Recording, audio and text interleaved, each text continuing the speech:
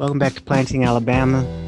And today, guys, I just have a quick question about some things here at the new homestead. As you can see, this is pretty much all of the acreage or part of the acreage that I'm willing to work with here in the clearing.